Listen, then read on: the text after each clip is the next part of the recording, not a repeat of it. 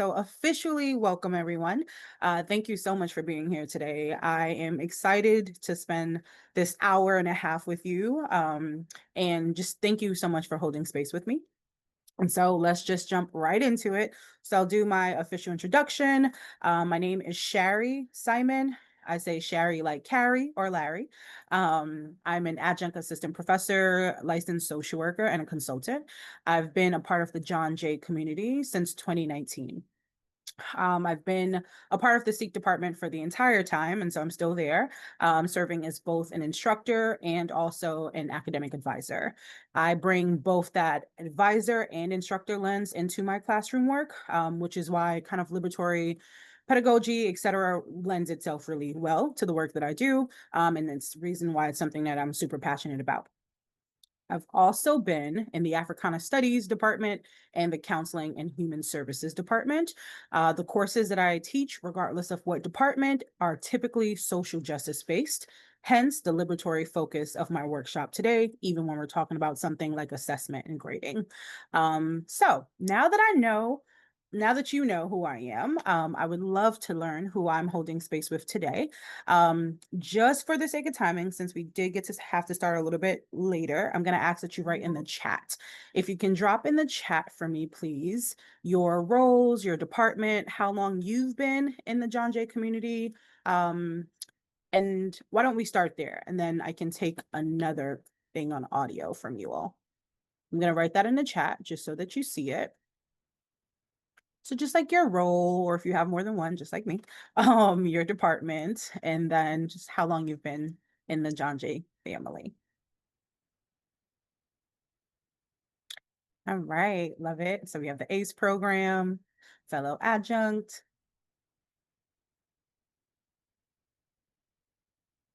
All right, another adjunct. Oh, yay. Okay. We have psych, we have art and music, we have ACE, OER adjunct, librarian, and TLC, teaching and learning center. And then we have a couple of others, doctoral lecturer, modern languages department.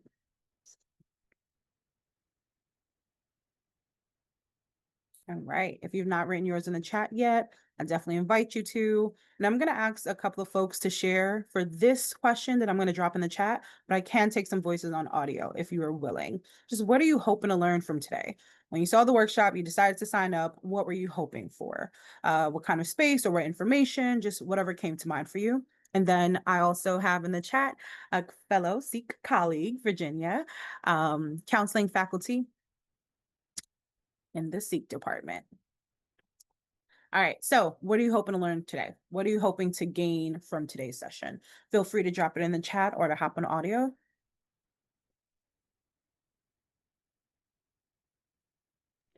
I'm hoping to learn some more engagement strategies to diversify the lecture format in my class.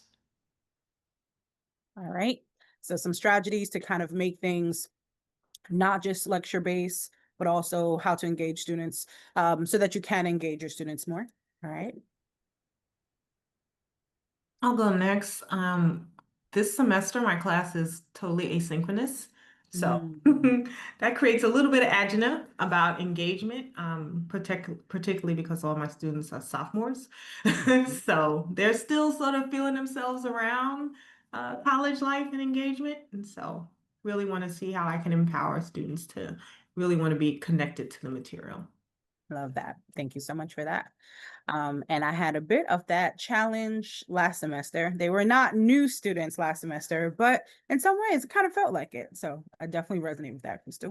All right, in the chat, I also want to lift up, we have an alumni of the dual degree program for MPA and protection management at John Jay. Started in 2019 and recently graduated in 2025. Congratulations. Thank you. You're welcome. Yes, I had just wanted to say that as an alumni, I'm interested to learn how the faculty designs the syllabus, and I'm hoping to learn that from this workshop. Gotcha. Okay. So one thing I do want to kind of lift up and bring to you all's attention. So thank you everyone for sharing. So this will be the focus for our session today. So you can kind of take a skim of that again. Really excited to meet you all and be again able to share space with you all. And so I want to talk a little bit clearly about today's kind of more overt objectives. And so some of that is really like, if I can put it in the simplest terms, my goal is simple: to encourage you all to commit to consistently using liberatory and empathetic grading practices to improve student experience and outcomes. Okay. So with that being said, the focus today is really going to be about like how we engage, how we evaluate, how we empower students. And the focus is going to be through assessment, right? Which is very connected to our assignments. What are we asking them to do? How are we then judging what that is, right? And we're all used to kind of like typical grading methods and things of that nature. And so today's workshop is going to serve as a point for you to kind of rethink maybe some of the approaches. And so now to some of the pieces that you all mentioned, you mentioned really great topics that I'm super interested in, but that might not be directly covered in today's workshop. But what I will say is a lot of the spirit of how can I think outside the box? How can I think about creating a syllabus that reflects my students' interest, right? How can I think about how to engage my students' voices or get them more invested in this work? That is the spirit of today's session. And so I do hope for some of the other things that you're wondering about too, that you will use that same kind of motivation to drive you in some of those conversations as well. And then there'll be a couple of different educators, philosophers, et cetera, that I will reference. And so I think those might be really great resources as well for you to lean into as far as kind of thinking about some of those other pieces as well. Okay. So let's jump right into it. So I'm going to call for a moment of reflection. Okay.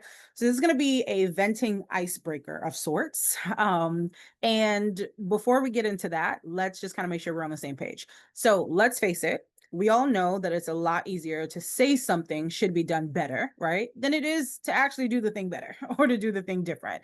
And so with that being said, in breakout rooms, I'm going to give you about 5 minutes with you'll probably be, let's see, 2, 4, 6. Okay. So you'll be with one other person. Okay. So we'll do peers. Yeah. Yes. Let's do that. So you'll want to be in a breakout room with another person. And so Bruce, if we can do 5 minutes, 2 people. Perfect. Thank you. And so when you're in those breakout rooms, I'm going to ask you to discuss 2 things. The first thing is the challenges and frustrations that you have encountered with grading. Okay. This is a large part of our work. So, right. And then also things that make it or could make it challenging for you to make the time to try new approaches to grading in particular. Okay. And so again, if in this moment, if after your 5 minutes are done, if you're finished before those 5 minutes are up, feel free to talk about anything that is relevant, right, to this work of like reimagining, redesigning, okay, any part of it. Again, whether that's syllabus, whether that's engagement, etc. So coming up with those 2 things connected to those 2 questions. So with the first question, feel free to just together as a peer, list out all the things, right? Use this as an opportunity to vent, to get it out. What are the frustrations? What come up? And you all have different roles, right? So answer it based on your roles, your experiences, whatever you prefer. And then after that, we'll come back together and do a bit of a share out. We'll do the share out using a website called Menti. Some of you may be familiar. I'll kind of explain it. It'll be something where essentially we create like a word cloud. We see what came up for folks. Okay, cool. Any questions? All right, happy venting. I'll see you all soon. Hello, welcome back. I love that you all were talking down to the wire. That means some great conversations were taking place. I always see that as a positive sign. All right, you all. So I'm going to drop the link in the chat for a Menti. For those of you who are not familiar with Menti as a platform, is there anyone who's not familiar with Menti? Okay, cool. So it'll be kind of like a polling website, right? So if you click the link that I put in the chat, it should take you directly to the prompt and you can just type your answer in. In the event that it does not take you directly there and it asks you for a code, I also put the code in the chat. Let me know if anyone is having any difficulty with that. And so when you get to Menti, the first thing that the question or the prompt is going to be the first question that you see on my screen. So the common pain points with assessment or with grading. And so you'll just kind of share some of those words out. Maybe that came up from your conversation or that you just feel, you can just kind of do them one by one. And then once they're kind of all in, we should be able to see the results. If there is anyone having any difficulty, again, you can just write your answers then in the chat. Shari, do you like Menti better than Poll Everywhere? Is it easier to use and integrate?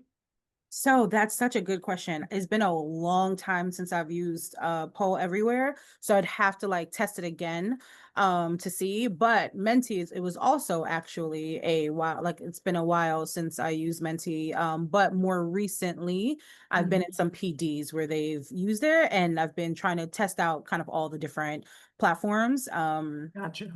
I just found it for the record, so I see, and now I'm going to give you the second link. Thank you so much for pointing out that the link was off. Okay, that was me. So here's the second link. I'm gonna drop it for you in the chat. Second. And then we will look at the answers collectively.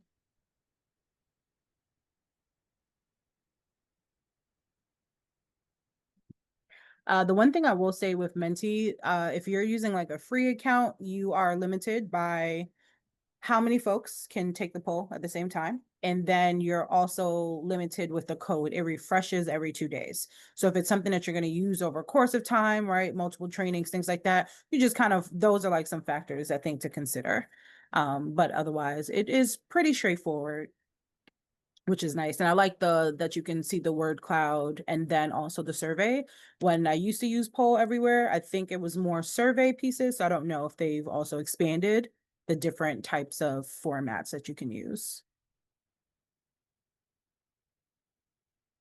All right, perfect. Now let me broadcast these as you all finish up that last one. Okay, Crystal. So I will say on my end too, with this part, think there's some kinks, think there's some pieces to kind of work out. Because I can clearly see your first ones, but the second link didn't share the way it was supposed to. So we're gonna just look at everything together now. So let me share screen again.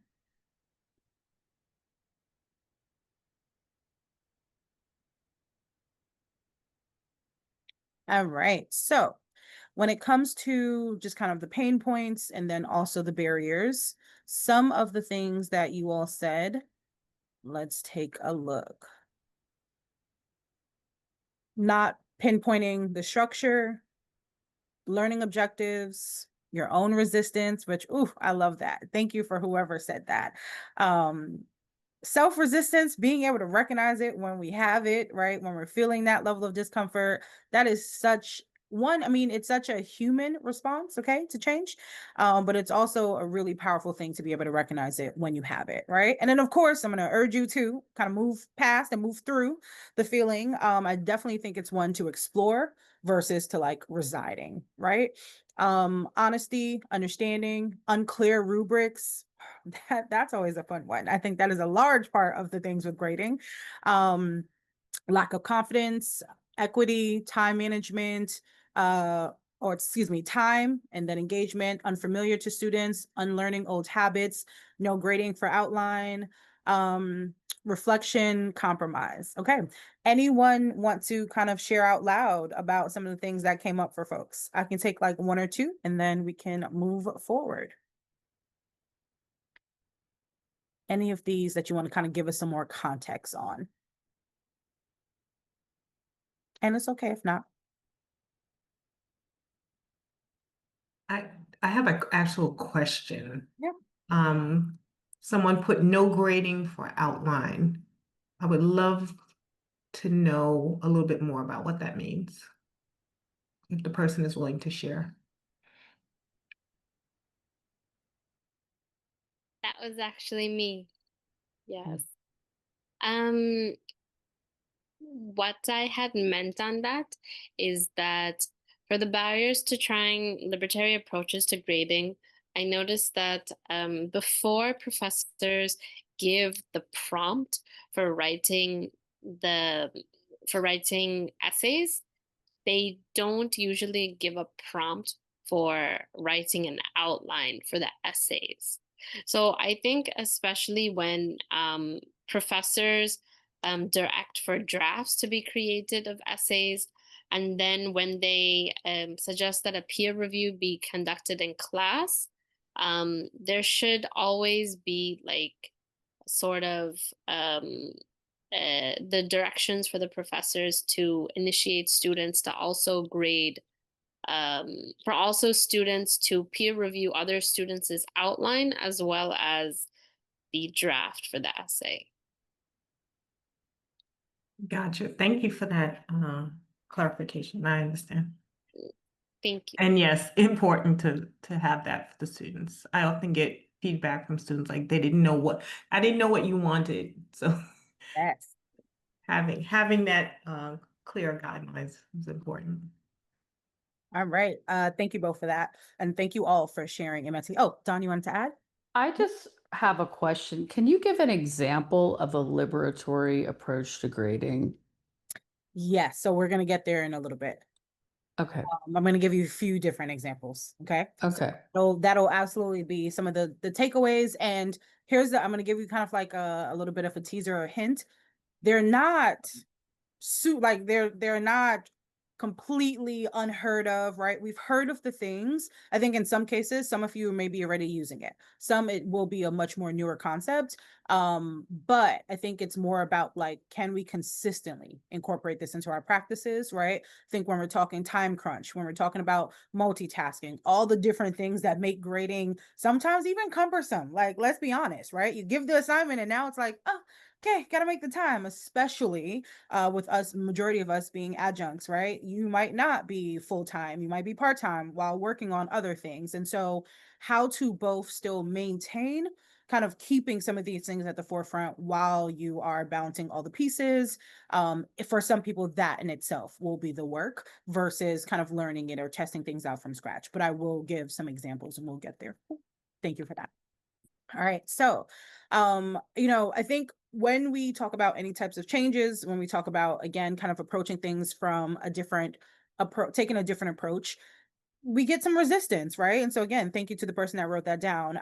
We have some limiting beliefs about what we have capacity for, what we're capable of, what change we can make, who's going to sign up and sign off on the changes that we want to make. And so with all of that, I want to remind you that while all those things are absolutely valid and they are real for our work, right? We absolutely have some limiting barriers.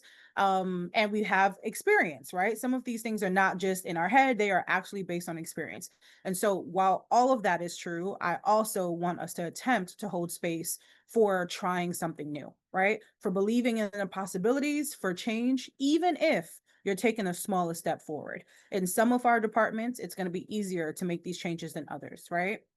And so with that being said, I did want to kind of anchor the rest of our work together with some proposed community agreements. If you're opposed to any of these, let me know, and you can by offering a revised agreement. If we agree, we can just do a thumbs up. We can do I agree in the chat, whatever you need to do that would signify, right? So some of those things that I wanted to point out. Number one, first and foremost, I personally believe if we are doing any form of professional development around instruction, teaching, pedagogy, etc., that centering students' voices has to be the most critical thing. If you've ever heard of an artist who says like, I make music for me, right? And for myself, that is a great concept for that field, right? And depending on what they want as their outcome. They're typically not a person who says that, an artist who says that is not typically concerned with how their audience perceives their work, right? Or that's at least what they're saying. That is not an effective strategy in our line of work. And yet, that is the strategy that a lot of educators take. I taught, I did the thing, you come, you learn, is this very kind of one-sided relationship. But let's face it, right? Like our students' perspectives, how our students are growing in our courses or not, is very much yes, it has a lot to do with them, but it also is very much it is a joint effort, right? And so with that, students have to be at the core of our work. Their perspectives matter, their voices matter. We can't just create syllabi, we can't just create curriculum, lessons, right? That lectures that they are not engaged with or that they can't see themselves in. And so that in itself is an important part of this work. And even when we're talking about grading as well, and we'll talk about that of like how to incorporate the student voice more in your assignments, in your grading processes. Being fully present, we have now less than an hour to go together, right? So if you can, just be as present as possible, pay attention to what's going on, any discomfort that might come up for you, remembering that it's normal for you to have those feelings, but pushing yourself to thinking like, what can any discomfort or hesitations or immediate, oh no, that won't work for me, what might be behind that? Try to be solution focused. So to that point, growth mindsets are super important. It's something that we try to push with our students, right? But sometimes we get into these PDs and it becomes a venting session about why we can't do the things, right? So let's try to resist the urge for that. You know, I've been there. And just kind of engaging fully and challenging any ideas that might come up respectfully, right? And I also want to name, as you all know, we've all done plenty of PDs. You're not going to walk away with every single answer to the questions that you had. Okay. That is just not realistic for a 1.5 hour workshop, but you will leave with some strategies, but you will also leave with questions. I encourage you to lean into those questions and use them as like this means that I want to continue learning, that I want to continue digging into the things. Okay. And then again, there will be some tangible next steps and strategies that you walk away with. Okay. Are we all good to go with those pieces? Everybody comfortable with our agreements? All right, awesome. Just as a heads up, for the purposes of this workshop, you'll hear me use the word grading, assessment, and evaluating interchangeably. I know that depending on our disciplines, they may mean different things, right?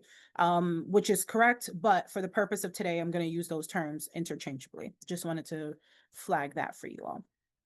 All right, so another major takeaway for today's session is how we can use grading and assessing our students as a way to encourage them to improve versus just kind of labeling it as either they get it or they don't, right? This was effective, this wasn't effective. A part of my theory is that a more collaborative and conversational approach to grading can help us to get there. And it can help students have better buy-in, which I think improves their outcomes, right?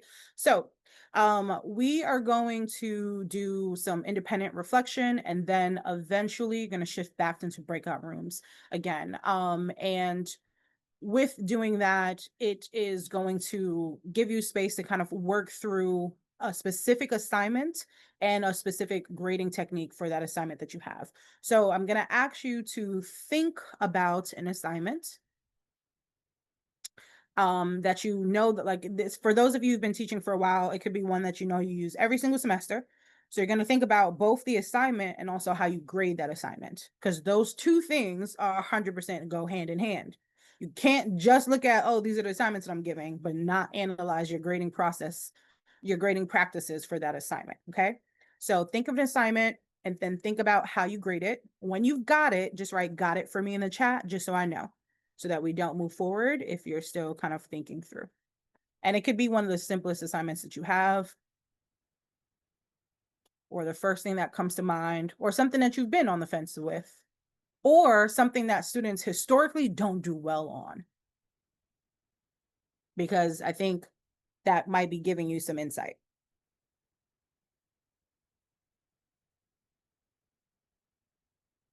So when you've got it, perfect. Thank you, Virginia. Thank you, Crystal, for just dropping got it in the chat for me. And so when we get into the breakout rooms for that, after the independent reflection, when you get into the breakout rooms, to Dawn, your request, I'll give some additional examples of liberatory grading that you can utilize, and you can kind of decide, is there one in particular that you're like, oh, I could easily incorporate that into this assignment, or here's some pieces that I can kind of take from it and kind of build around.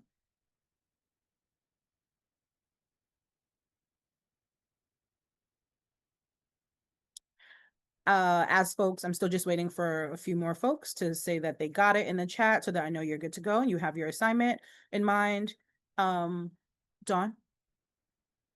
You're on mute. I'm not seeing what I'm supposed to get in the chat. Oh, you were just writing, got it. If you have your assignment, if you're good to go, if you like, if you thought about you have the assignment, that's just, yeah, you were just letting me know. Okay. I see. Right. Thank you. All right, cool. That just so I knew whether to kind of continue waiting and giving people more time to think.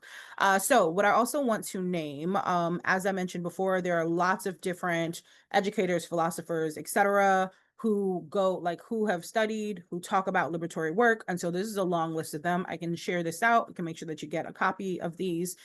For some of you who might be newer to this concept, these are really great folks that you can learn from. Some of them have books, some have written articles, etc. And so I just wanted to kind of hold that up. And again, we'll kind of come back to that concept. I'll share it again. All right, so I am going to ask you to, so you have what we're going to do for the breakout room. I am going to share with you again, just kind of, I'm going to take you through a process. So what we're going to start with is going to be a reflection, okay? So with these 3 questions, I encourage you to kind of lean in, to go as deep as you can, right? But of course, the session is being recorded. So also share what you are comfortable with having on the record. So I want you to think about your own experiences with grading, being on the receiving end. When you think back to moments of being assessed or graded as a student, which experiences felt empowering, which felt silencing or defeating?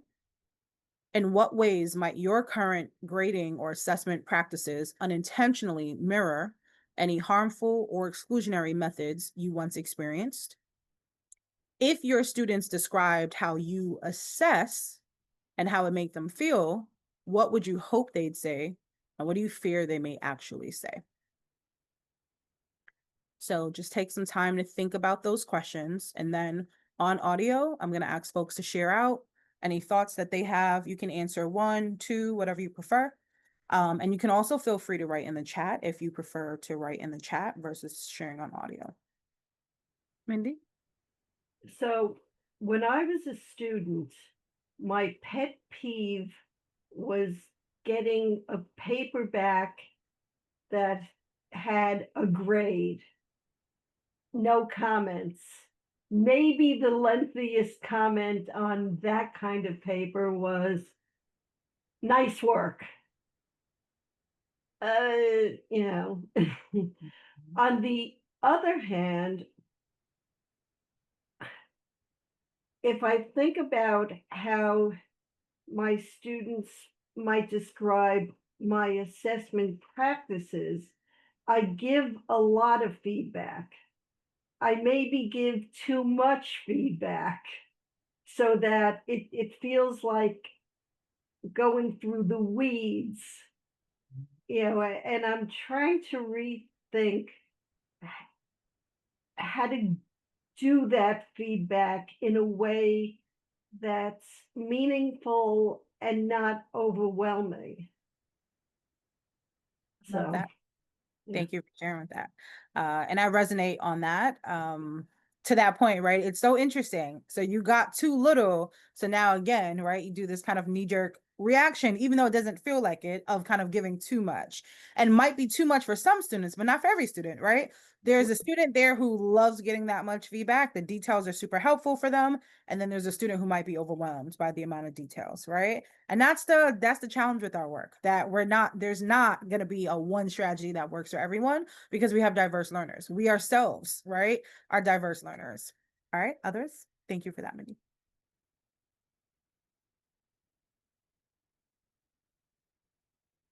I can talk.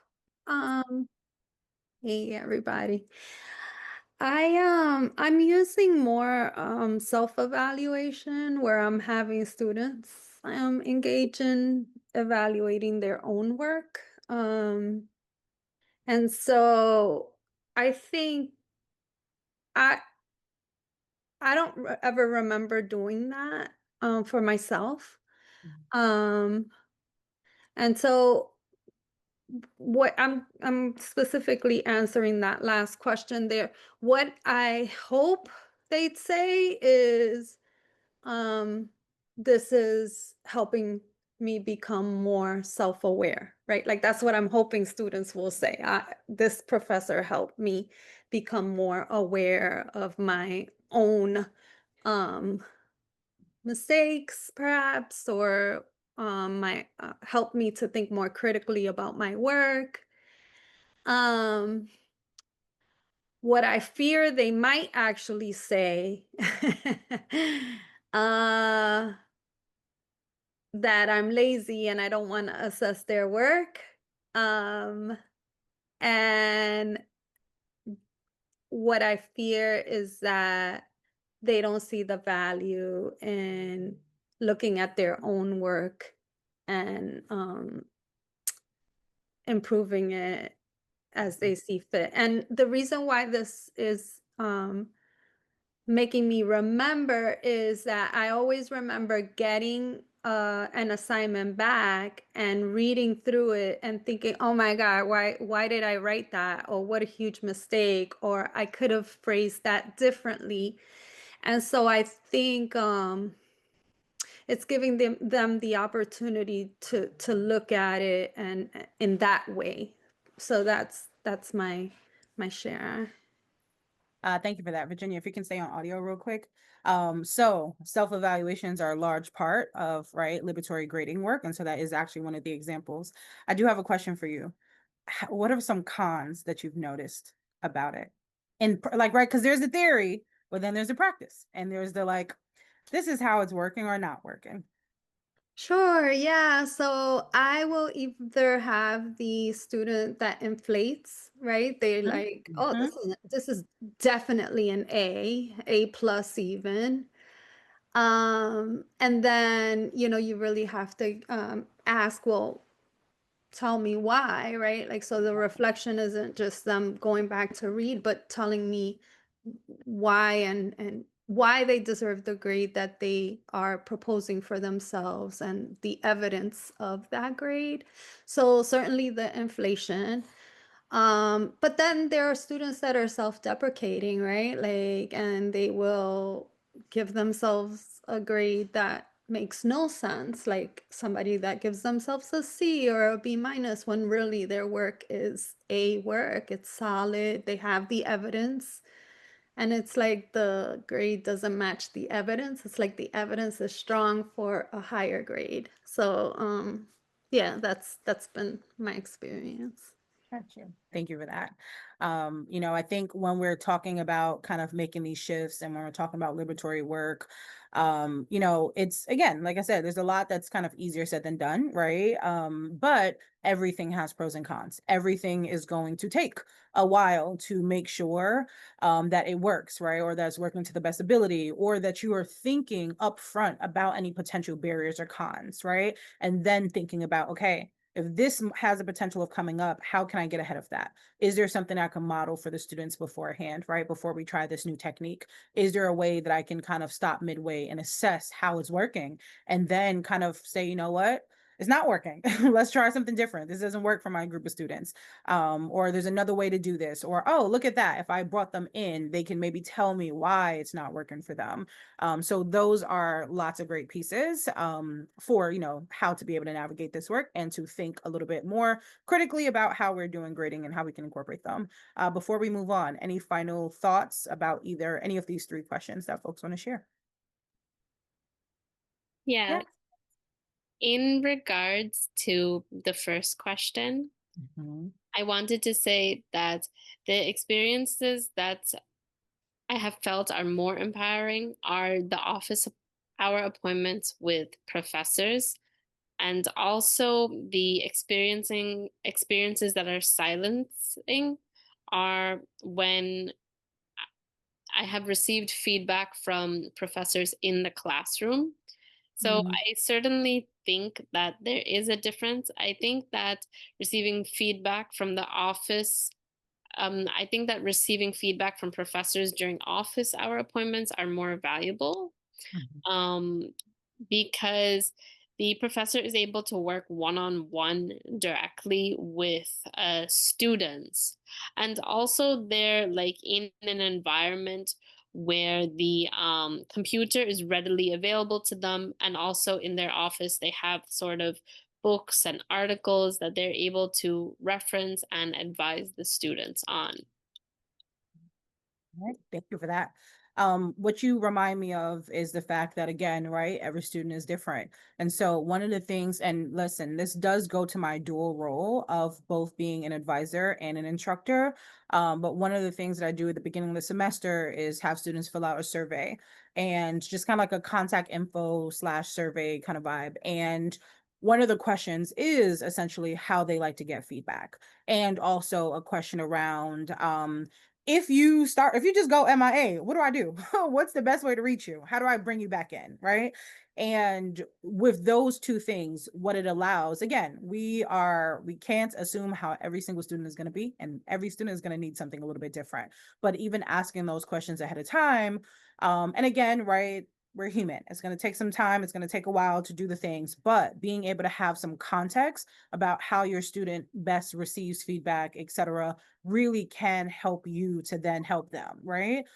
Crystal, you wanted to add something? Yeah, I was just going to say it really lands with me about the survey because I use a pre-semester survey with my A students and I ask them questions like, what do they need to thrive? What is the best time to reach out to them? How do they prefer to be, contacted? I also say how I prefer to be contacted, right?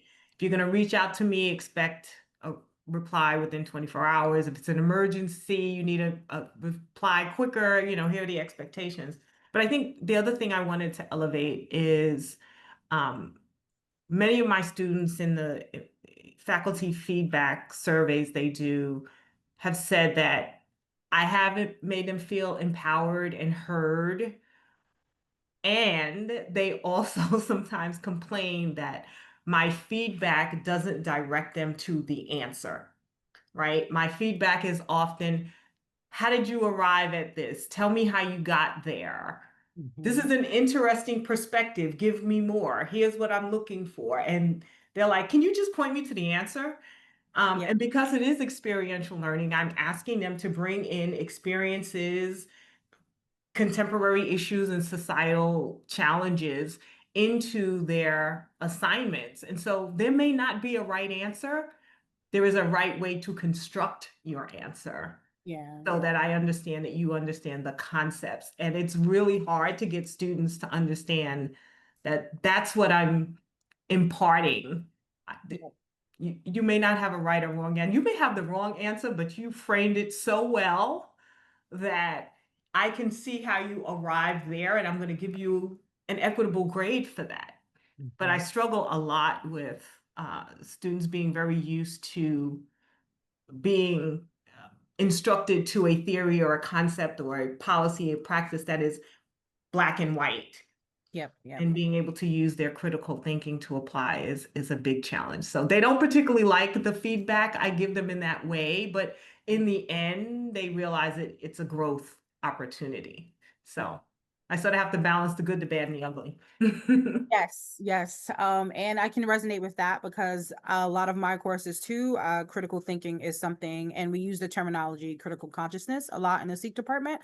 And so that is a lot of my work is grounded in that, right? And what I will say that I've realized through both just experience with students, but also through research around generational differences, is that a lot of my more recent students are very literal, right? So I think it's very easy for us to kind of think about it like, you don't like to think or to do X, Y, and Z, but it's more so like, I think if we reframe some of the language, it's more about like, actually, no, I just like direct, straight to the point. I don't want to take the scenic route for the things. Just give me kind of what the answer is, give me what the thing is, and then I can like give me an example. So I will say that what I have found is that this generation of students really value examples.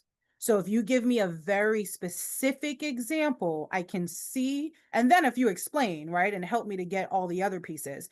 But without that specific example, I might interpret this whole situation a lot differently than what you meant. And I think I've gotten to see that especially with my recent summer cohort of students, where there was an assignment that I thought was very clear. And I was like, oh, I got like 20 renditions. I've never even thought about the 10, like 10 of these I didn't even assume would have been a way to interpret the information that I gave. And right. And again, that goes to like when we're talking about students in our classroom, a lot of times folks are not thinking about the fact that there are students with multiple accessibility needs. And now here's the deal. I know that we get the alert when there's someone in your class with accessibility need, but let's be reminded, you only get that alert if the student is on file with the institution. There are other students in your class who are not on file that you don't necessarily know about, right? And if it's not your line of work, that you are maybe in counseling or some form of mental health counseling in particular, right? Then you might not notice those signs either. But for our students, there are a portion of them that is the situation, right? And so that also factors in how they are interpreting instructions, etc., and why some of them value examples so much. Dina, you wanted to add something? Oh no. Oh, gotcha. You were still just on. Shari, can I say last thing? Oh yeah, absolutely. Go ahead. Absolutely lands with me about the examples because I had students ask for examples quite often.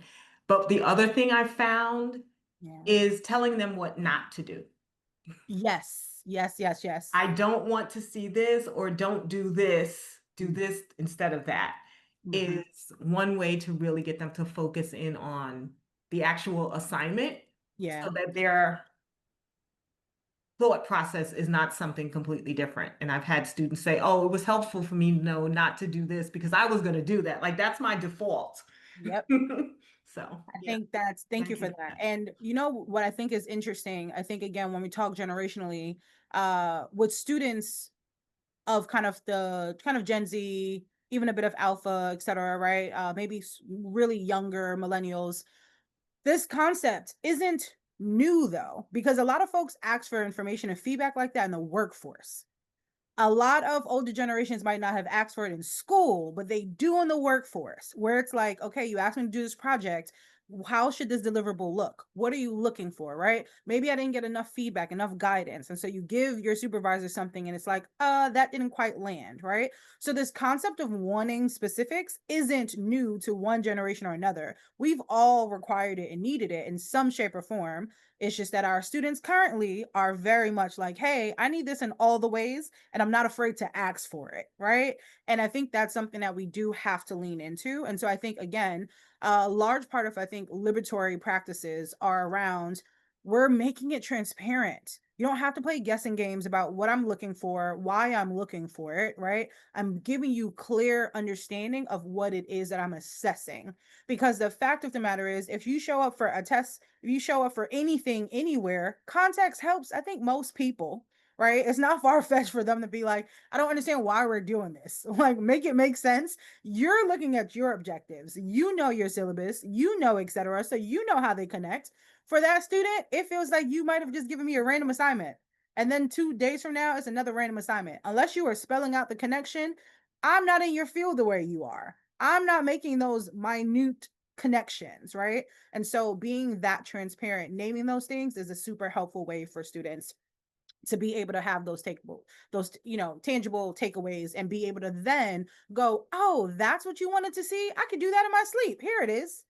But if they don't understand exactly where you're going, right? Instead, it just feels like this very one-sided, punitive approach to either I complied or I didn't comply. And so to that point, typically speaking, right, these are some of the common harms of traditional grading. These are some of the things that in some way, some more direct ways, some less direct ways, that even when you reflected on your own experiences with grading, right, these things might have come up. Whether it's it doesn't make it feel like it's a conversation. It just feels like I either did it or I got it or I didn't get it, right? It definitely causes anxiety, stress for students, and that's not new. I know that we act like it's a new concept. It's not.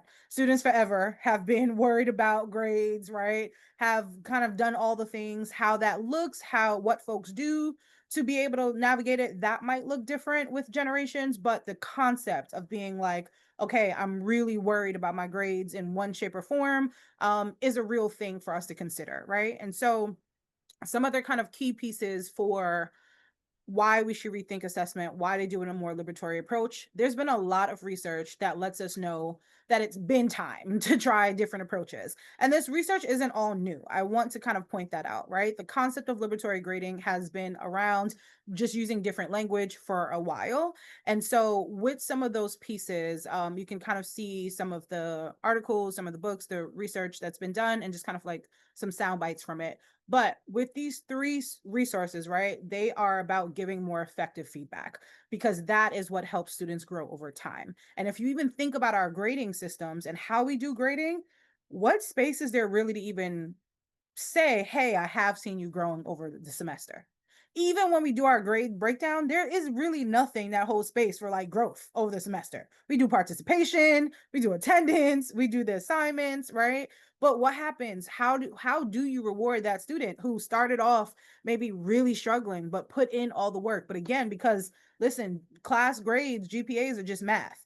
So even if you've progressed over the semester, if you started off just that poorly, that grade in the ending might not reflect all the things that we've just held space for, right? And so even with that concept, how are you making room for that, if at all, within your own grading processes, things of that nature, right? Because then look at how we do traditional grading. On the flip side, you may have the student who's put in no effort, but again, because they wake up and their natural B plus is somebody else's, right? Like somebody else's like C or D is their natural B plus.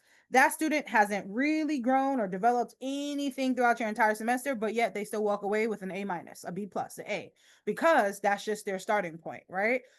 That's kind of what traditional grading does, right? And so what space, how do we kind of encourage development from the beginning? How do we encourage that student who doesn't have to try much to also reinvest, and not to just go, oh, well, I got that B plus, so I'm good to go now, right? I don't have to really worry about anything, whatever. I passed the class, it was okay.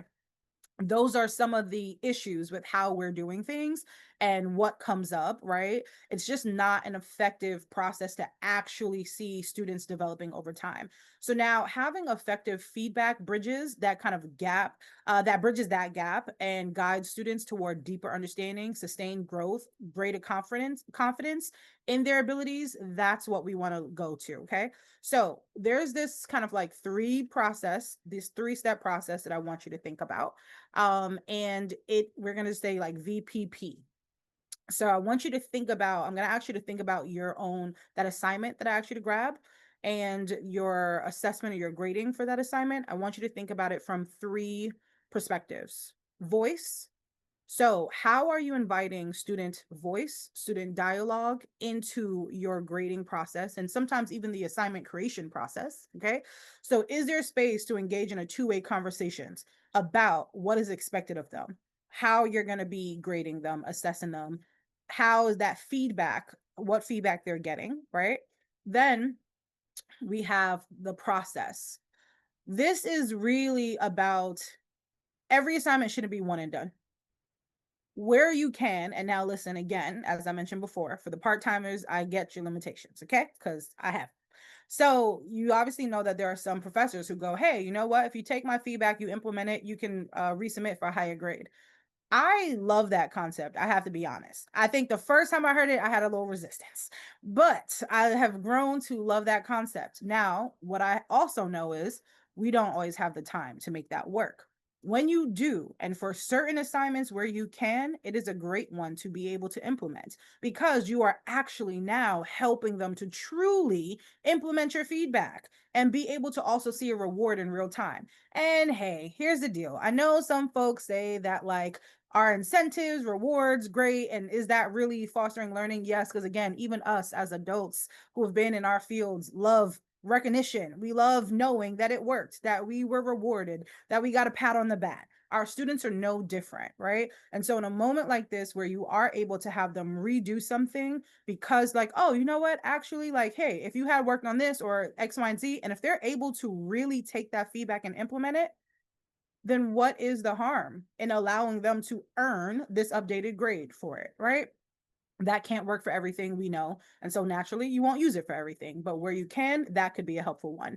And then even with the concept of not having it be a one or done, thinking about, are there, depending on, and this works for some of our fields a little bit more than others, but are there semester long assignments or assignments that you can do in like a series, like a 3-parter? And that way, again, you are giving space for them to really be able to grow and for them to show you over time how they've been shifting, how they've been growing, right? And so that process piece can help with that. Then for the power, this is the piece where you are not just dictating what success looks like, but you are having a conversation with students about how they can evaluate their own work as well, right? And I think we heard a little bit about that before. So I want to give you some examples really quickly so that you can kind of see in real time what some examples of each of these might look like. So for that student voice piece, instead of you just creating the rubric yourself, design it with the students. Let them know what the assignment is going to be, find out for them how they interpret this assignment, how they think, like, okay, how would you assess this kind of assignment if you were to receive it, right? Oh, well, I think of sure we should have this piece, or this is what that could look like. Get their voice in it. Why this works is because, one, they will now know on a different level, right? On a deeper level, what you're actually looking for. Two, this is also now you get less pushback when they see that grade because they created it with you, right? This was a co-creation process.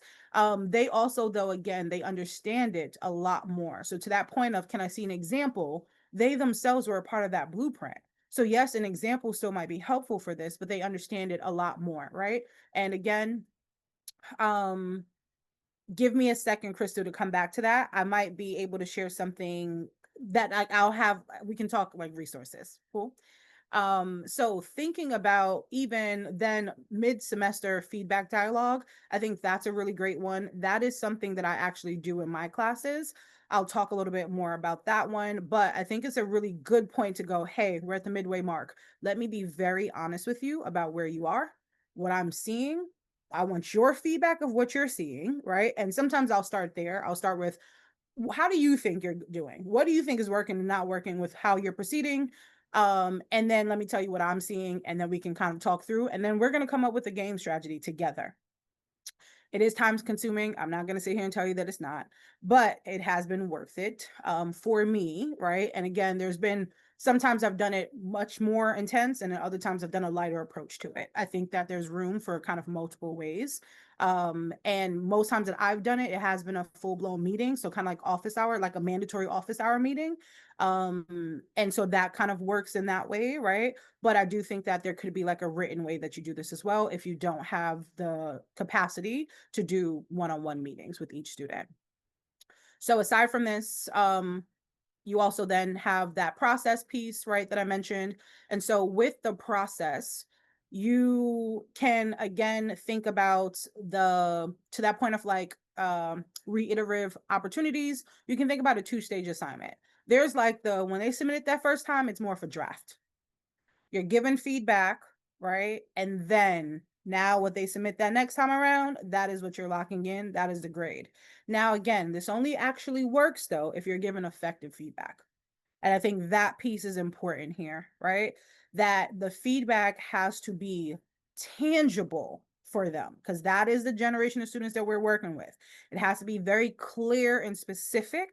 And I will say that even I have written feedback where I'm like, in my mind, that was clear. And then I go back later on, I'm like, I can see why that was not clear for them. Okay, because I knew what was in my head, right? I know what I mean by this, but I have to remember that this is a student who's not been in the workforce for X and Y and Z amount of years, right?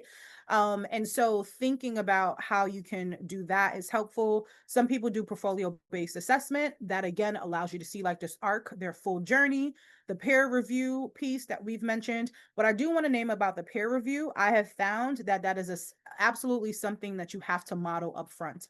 If you don't model the peer review part effectively up front, it does become challenging for students to know. Because again, I don't know what peer review means. I know that we hope and we think that I would at this stage, but I don't. So can you actually model it for me so that then I can like try it? What I've also seen folks do is create kind of like a worksheet for their students for peer review, and that way they can use it. But with the worksheets that I've seen, so I've seen the like old school ones that are just basically like, check, does it have this or that? Kind of like rubrics, but the ones that I think are the most dynamic are ones that even give students the language for like, say this, don't say that kind of vibe. And what it is again, yes, you're giving it to the student, but no, what you're doing is actually modeling for them and teaching them how to be able to give appropriate feedback to each other, what to specifically look out for, right? How to articulate this so that now when I ask you for other peer review work or self-eval work, you're able to use the language. You kind of know how to do the thing. And I'm training you to think about how I would be grading this myself. And then we have the power piece. This is the piece where I would say that I bring in student power in a couple of different ways. That is sometimes, I'll be honest with you. Let's say I have a student deadline and I know that this is an assignment that they have been very nervous about because they articulated with me. And let's say I had to do for the Friday, but let's say that I know that I'm about to have a busy weekend. I say that day before, like I'll say before the deadline, all right, do you all prefer like an extra 2 days or prefer the weekend, like to not have it due on Friday, but instead the Monday? And they'll say, of course, because why would we not? Right. But something that simple will actually give students the opportunity to refine this assignment that could potentially take it from a B level assignment to an A or from a D to a B, right? Whatever the situation is. But even a choice like that about a deadline and getting their perspectives, if that would be helpful or not, is a way to potentially help them to, again, really make sure that they have time to go to the writing center, to the academic support center and get that extra support, right? So thinking about those different ways of kind of making even the slightest shift can help them overall. Now, creating something like co-creating the learning outcomes is another thing that you can do to incorporate that peer and self-assessment integration, right? That piece that Virginia mentioned earlier of getting students to eval themselves. And then if there's any disease, or she can also then hold up to them like, well, this is what I'm thinking. Let's kind of talk through, right? Here's my evidence. What's your evidence? Those kind of conversations can be super helpful for students to, again, feel like this is a co-created space. And that is also language that I use at the beginning of my semester. We are co-creating an experience together. Don't make this a boring semester for me. Just like I will hope to not make it for you as well, right? But you have ownership just like I do. So some other things that I do within my own classroom, as you can see here, and then you can kind of see some testimonials. These are refined testimonials, okay? So like I took their words and I just kind of put it in full sentences because you don't always capture full sentences. But with that, these are some of the practices that I get to incorporate, that I have incorporated throughout my work so far. So I'm very intentional about explaining the purpose of my assignment. So some of the conversation that we had earlier, I think it is very important for them to understand, how does this fit to the grand scheme of things? Why is this important? To that point, I make real world connections. Our students are in college because they want a college degree to go do their fields. Not all of us are teaching classes in their majors. So therefore, unfortunately, your subject area might matter more to you than it does to them. Okay. And I know that's a tough pill for many of us to swallow when we love our field so much. And I also am in that boat. And so with that, I try to tie in the real world connections, right? And that doesn't always have to be the hard skill in their major, but it's a soft skill. It's something that matters in general. Making those connections makes it more real for them. This is not just a cute class that I'm taking. This is something that okay, got it. I understand now that you're saying, and giving examples where you can, like real life examples, that cements the connections. I do weekly evaluations. I was able to do that during my past summer class where they evaluate themselves in participation, because that was an area in particular that I wanted to see them increase on. And so this was a way for them to go at the top of every new week. How'd you do last week? And now I want you to set some goals for this upcoming week. So that was not just you're evaluating yourself, but you're also kind of thinking future forward, right? What can I improve on? How can I improve?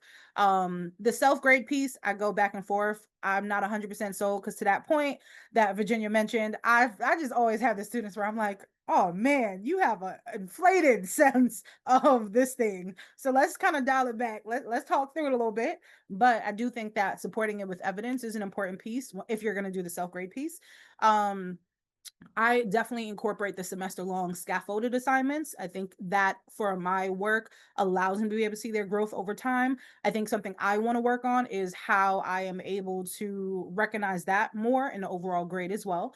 And then end of semester self-evals, I absolutely look at those. I'm just really interested in seeing how they perceive their growth, because I think that helps me to go, did I not just meet the objectives, right, that was on the syllabus, but did I meet the things that I wanted for them with this work? Did I meet those outcomes, those goals? And then I told you all about the mid-semester check-ins and choice-based projects. I think that's another great one that can help with grading. It's not a cookie cutter, right? It's not saying, oh, everyone has to do all their assignments are just essays or all just exams. Whenever you can, I think mixing it up is helpful because, again, we have students who learn differently. If I asked right now and I did a poll of would we prefer to write a feedback at the end of this or take an exam that showcase your understanding or do a project or just hop on audio versus a chat, we all have difference of how we like to do things, right? And again, it's not saying, and I know that for a lot of instructors, it's the concept of like, well, when you get out there in the real world, X, Y, and Z. But let's be honest, out in the real world, we still have some flexibilities, okay? And so with that being said, there are moments that you can offer choice to students. And so thinking about which assignments you might be able to go, oh, you know what? The only way for me to assess this isn't just this one way. I can offer like this 2 choices, even if it's only 2. When I can, I'll do like 3 or 4, but even if it's 2, for students to just be able to say like, oh, you know what, this one feels better for me, I'll do this one over that. As long as you create them in a space where it feels equal, then, or equal enough, right? Because let's be honest, they're not going to always be equal, and then everybody will have an opinion about that concept. But coming up with choice-based projects, I think, is also helpful. And then extensions. I am a huge fan of extensions. What I will say is with moderation. And so what it has looked like, especially this started like during the pandemic for me, where I would give like mental health extensions. Life happens, things happen, right? And so you have 2 automatic extensions where you don't have to tell me anything. You don't have to give me any context. Just tell me when, tell me that you need to use an extension and it is granted, and I'll kind of give you the time frame for when I need it in by 100%. And again, for my class, right, because the assignments build on itself, of course, it's not just a free for all with extensions. So it's within moderation. It's when it makes sense, all those pieces. But then the periodic ones of, like I mentioned, of like, you know what, it was supposed to be due on Friday, but I realized I'm gonna have a long weekend. I'm not grading your stuff until Monday anyway, so you might as well take to Monday to finish doing it, because that just makes logical sense, right? All of those types of things can impact how we're grading, right?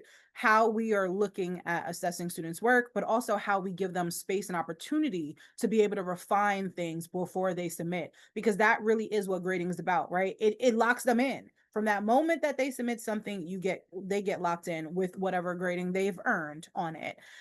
So really quickly, what I want to do is show some quick examples. Now, what I will name is that all of the examples that you're going to see in the next 3 slides are AI generated. Okay. So we're going to take these with a grain of salt, but just really quick ways to kind of see. So if you look at this category, the column that says ineffective instructor feedback, what I want to name is, I don't want you to kind of look at these and automatically go, oh, bullet points are ineffective versus like a paragraph or a full paragraph is effective. That part is less about what this is. It's more about what the content is. And so with the ineffective, you'll see bullet point 1, your argument is unclear. You need more evidence, revise. That is how a lot of people grade, okay? And the language that a lot of folks use. You know what you mean by why it's ineffective, right? And how you want them to revise, but that does not give them, or use more evidence. Use more evidence of what exactly, right? So you want to make sure that the language that you're using is really able to kind of call them in to how you want them to do the thing, right? And keep in mind, again, there's a piece of this where there are other instructors teaching our classes and they don't necessarily want the same exact thing that we want. There is a difference, right? And so for your students, it's not just as simple as saying, well, this is what it should look like, because in some cases there isn't a mandatory should. So to expect your students to kind of know exactly what you're looking for is just not realistic. With that being said, this piece here is a concept that I want to introduce you all to. This is where you have an excerpt of a student essay, and next to it, you see an example of something called a student memo. This is a student memo that a student could attach to their work to help the professor up front understand their rationale, their approach, and also what they feel like they still need help with, right? Now, something like this. So if with your assignments, you're asking students to carve time out to also attach this like rationale to it or this memo, it allows you to have this much more full context. So now when you give feedback, your feedback can be specific to what they are telling you that they are struggling with. And it could also help you to go, oh, I see your rationale. It makes sense if that's where the assignment was going, right? But I see now where you went wrong. Let me now give you very specific steps to kind of get you back on course, right? If you're teaching a math course, it's a lot easier to do this because you're seeing the work. They're showing you the work. This is the equivalent for those of us who are not in a subject like math. This is the equivalent for you to be able to see where they went and where they went wrong, right? Or where they're heading correctly. So that way you can kind of help them to improve, build on it. This is basically the same thing, but what this does is have it be after the fact. So if you know that you're going to give that chance for them to resubmit the assignment for a higher grade, this is something you can say like, hey, this was the assignment. Here's the feedback that I gave you on the assignment. Now I want you to really sit with my feedback and come up with a memo that says, right, things like what you need. Sorry, this Zoom screen just pops in front of me, so it's blocking my view. Okay, so this is what I tried to do, right? Challenges that I ran into, and then my next steps based on your feedback. This allows the student to be able to say, this was my rationale, that's how I got there, but now based on your feedback, this is how I'm interpreting your feedback. What this allows you to do also is to see if your feedback is direct or clear or not, or if it's like, oh, wow, based on what I wrote, that is not how I thought you'd go, right? So let's do a check-in before you start working on this assignment again to submit, because allowing students to resubmit without giving them actual space to be able to understand, right? It's empty. It's kind of like, okay, cool, you did a little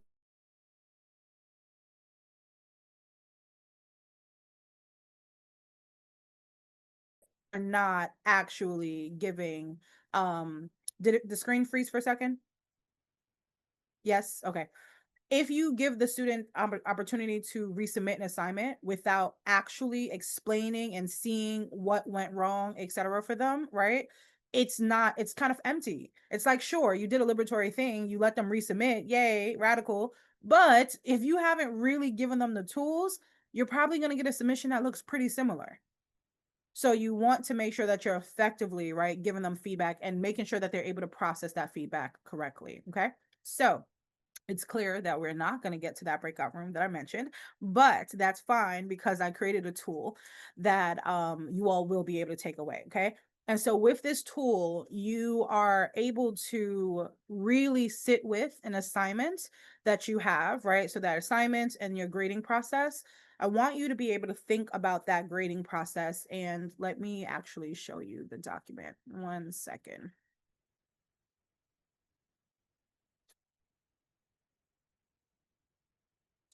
So with this document, you're going to take that one current assignment, right, and your evaluation method for it, and you're going to pretty much evaluate that.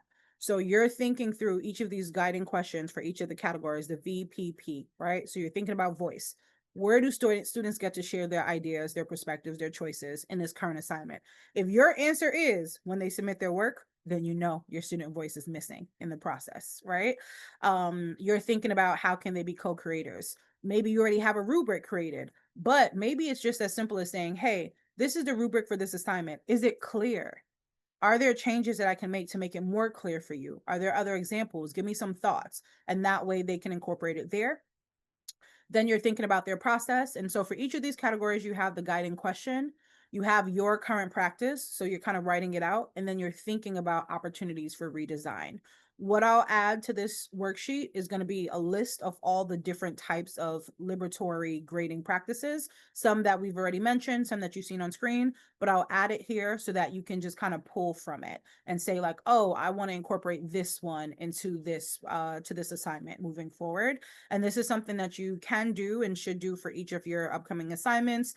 Just thinking about the small ways that you can that you can really just think about how to elevate the process that you currently have. And as I mentioned before, right, we have the semester is starting. I won't say how many days, but the semester is starting for many of us, for I think all of us. And so, with that being said, it's not about you being able to say, okay, now I'm going to go back and kind of redo every single thing that I've been doing, right? But it is to say that you want to think about what's a small change that you can incorporate. What can you test out this semester, right? And then from there, you're kind of building on for future semesters. And so just wanting to hold space if there's anyone who wants to share an audio. So again, that resource I'll drop the link for you all so that you can have that. And then, like I said, I'll add to the bottom of it though. So just kind of don't make your copy right away, but just save the link. And then we'll go from there. Bruce or Gina, can you confirm for me if we have the email addresses for everyone? Like if I send something post workshop?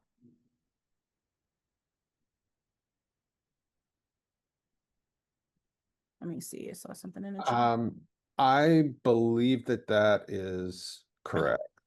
Okay, perfect. And I think Gina just confirmed in the chat. Awesome. Okay, perfect. Oh, That okay. makes sense. So we'll do it that way, you all. So yeah, so if there is a small change that you think you can make immediately, feel free to share it. Or if there's something that you feel like you want to eventually try, then you can share that as well for the future. You can do that in chat or audio. Or if you just want to do a one-word checkout, you can do that as well. I just invite you to share space with whatever is coming up for you, or whatever you are wanting to take away.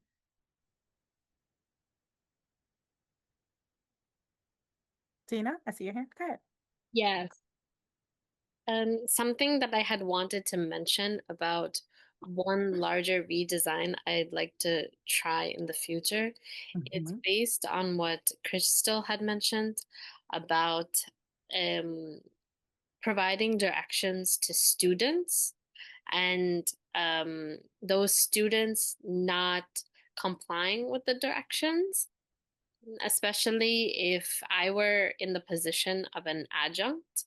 One of the things that I would train the students to do is that I would direct them to sort of at the start of the semester to sort of grade themselves and to sort of like continuously like grade themselves in all the work that they do, because I think if they sort of mentally, and also if they, especially in their writing, and even like through their like verbal responses in class, when they're more directed towards grading themselves and their peers, it will sort of like teach them to comply with how to follow the objectives for meeting the grading requirements of the actual assignment. And also, another uh, redesign that I would like to try in the future is also if I were an adjunct, I would also provide evaluations for each student so that all the students can understand if they had complied with the objectives of the course syllabus. Thank you for that. Dina, I want to do a little encouragement on language shift, just to the point of liberatory, not compliance, but more so like meeting the requirements or the expectations. Thank you for that. I have a question about that idea. So I would love to be able to incorporate that self-evaluation idea. How would one do that in the classroom? Have them write their self-evaluation and turn it in the classroom, or would this be on Brightspace, or what other method do you do self-evaluations? I can share about the ones that I've done, and then anyone else, please chime in as well. So, when I've done, as I mentioned, the kind of like end of semester self eval is what I've done, and then I also have done like weekly evals themed. So, depending on what I'm asking them to do. So this past summer, like I said, I did it based on like participation. So I had the link for like a Google form attached to Brightspace. And so in class, they opened up that link. They had about 5 minutes because it was a short survey to be able to do it at the beginning of every class. So I mean, the beginning of each week. So they just pretty much went to Brightspace, clicked on the link, filled it out in that moment. I got the results right away because it was a Google form. And then for the end of semester evaluations, I've also done mine electronically. And so I've kind of just shared the link. So I prefer it that way. It allows me to have it in one clear, easy space to kind of go back to assess. And then that way, if I am using something, let's say like Google Forms or for Microsoft Forms or something like that, I kind of, again, just have it in one place and I can create one big spreadsheet with all of the survey data in one. I just find that helpful for me. Any other formats that folks have used to kind of capture self-eval? I do the same thing. I have weekly surveys on Google Form, and I have an end of semester reflection that's an assignment. So it's an actual assignment, and it kind of breaks down all the assignments and asks them to give themselves points, right? So for every small assignment that you have them do, they're giving themselves points, and then they add up the points at the end, and they have like the points, right? So the closer you are to 100 points, the closer you are to A, right? I think part of the weekly thing, that's not graded. I just think that helps them know what they did during the week. And so that's been helpful to me. I don't know about you, Shari. I've done it. Thank you for that, Virginia. I've done it in ways that either it wasn't a part of that, and then when I have incentivized it, I'll do it on something that's kind of like low stakes. So either like participate, like I'll have it on participation. And when I say low stakes, not that it's not, the category is not worth a large amount, but that because there's enough things in that category, it's not going to tip the scale, right? So you're not going to get like 20 extra points for doing a survey eval, right? But it'll still kind of go into the larger pot of participation or the larger pot of homework. And that way students feel like, oh, I need to actually do it because it's worth some kind of thing. In some classes, I've had to use that as like a, please make sure you're doing this and taking it serious. Whereas I've had other classes where they didn't need kind of that kind of incentive because they were just interested in doing it. So I think you can kind of try both methods depending on the eval too. So one that might be like 2 questions or 3 questions, right, might not need points, whereas an entire eval that might take 15 to 20 minutes to do or more probably should be weighted in some shape or form. Cool. All right, you all, it is now 1:34. Thank you, Gina and Bruce. I know we have now gone over time. Are there any final thoughts or questions? And as I mentioned before, we will get some resources sent to you through email post-workshop.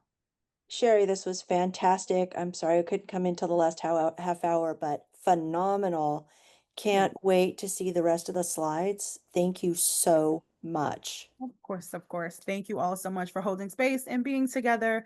I hope you can use some of the information that has been learned and shared from everyone's perspectives. And I hope you have a fantastic upcoming semester. Bye, you all. Thank you, Shari. Thank you. Thank you.